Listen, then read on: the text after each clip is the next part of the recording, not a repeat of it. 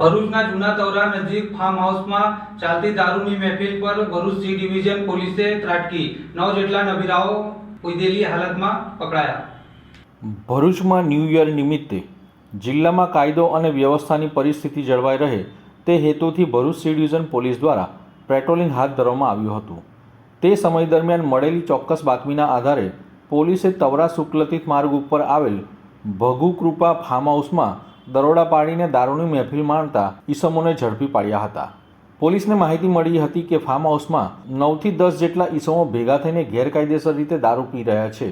બાતમીના આધારે તાત્કાલિક કાર્યવાહી કરી પોલીસે સ્થળ પર દરોડો પાડતા 9 નબીરાઓ દારૂ પીતા હાલતમાં ઝડપાઈ આવ્યા હતા। દરોડા દરમિયાન પોલીસે સ્થળ પરથી વિદેશી દારૂની 2 બોટલ, નમકીન સહિતનો મુદ્દામાલ કબજે કર્યો હતો, જેની કુલ કિંમત રૂપિયા 7,000થી વધુ થવા જાય છે। પોલીસે પ્રથમ પટેલ, વિરાજ પટેલ, હેત ચૌહાણ, રાજ પટેલ, અનિલ ગામિત, આદિત્ય ચૌહાણ, રિતિક પટેલ, મિહિર ગોહિલ તથા આદિત્ય પરદેશીની ધરપકડ કરી હતી। ન્યૂ યર પાર્ટીની ઉજવણી દરમિયાન ગેરકાયદેસર પ્રવૃત્તિઓ પર કડક કાર્યવાહી કરવામાં આવશે તેવો સંદેશ ભરૂચ સી ડિવિઝન પોલીસે આ કાર્યવાહી દ્વારા આપ્યો હતો।